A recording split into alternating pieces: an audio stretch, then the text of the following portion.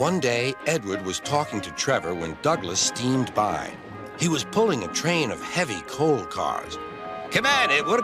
Stop gossiping in the sun when there's work to be done."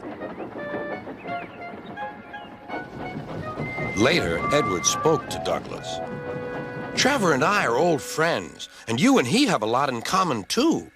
"We do?" quizzed Douglas. "And what would that be?" "Scrap," said Edward quietly. Douglas gasped. "Don't mention that word. It makes me wheels wobble." "It does the same to Trevor," replied Edward. "He was being sent to the scrapyard, but the vicar and I saved him, and now he's really useful again. Even so, Sir Topham Hatt certainly does need another steam engine here." "Aye, he does, and quickly." That night, Douglas was still working. He had taken the midnight goods train to a station at a faraway part of the island where only the diesels work.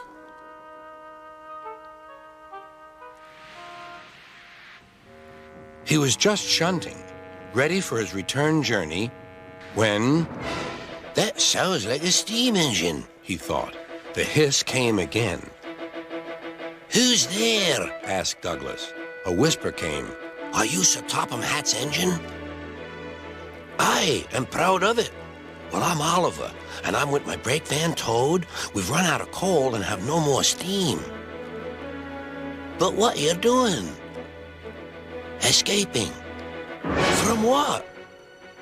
"Scrap." Douglas shivered. Then he remembered Edward's story about saving Trevor. "I'll be glad to help you. It'll have to look, though, as if you're ready for scrap and I'm taking you away." Their drivers and firemen agreed to help, too. Everyone worked fast.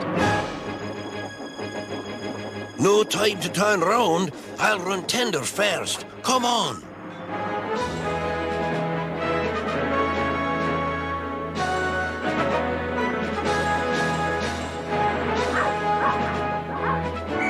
But before they could clear the station, they were stopped. "Aha!" called a foreman. "A Great Western engine and a brake van, too. You can't take these."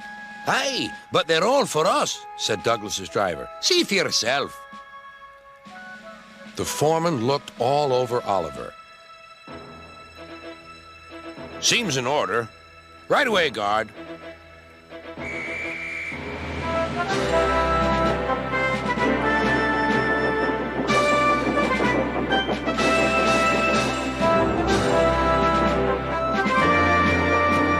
"That was a near thing."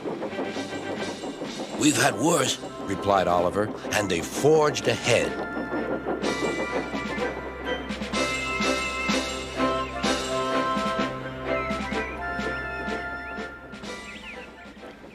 It was daylight when their journey ended. "We're home!" cried Douglas. "Shh!" said his driver. "There are the works. We'll find a place for Oliver." Oliver said goodbye and thank you, and Douglas puffed away.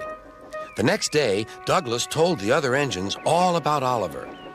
"Sir Topham Hatt will have to know," said James. "Douglas should tell him at once," added Gordon. "Well, here he is," said a voice. "Now, what's this all about?" "Beg pardon, sir, but we do need another engine." "Yes, sir," ventured Gordon. "A steam engine, sir." "Well, unless one is saved from scrap, there's little hope." "But, sir, one has." "Yes, indeed. And thanks to you, Douglas, he is now at our works. Oliver is just what we need for Duck's branch line." Everyone cheered. Now Oliver and Toad are mended and painted in full Great Western colors. Duck and Oliver are happy on their branch line. The others laughed at first and called it the Little Western. Duck and Oliver were delighted, and so the Little Western it will always be.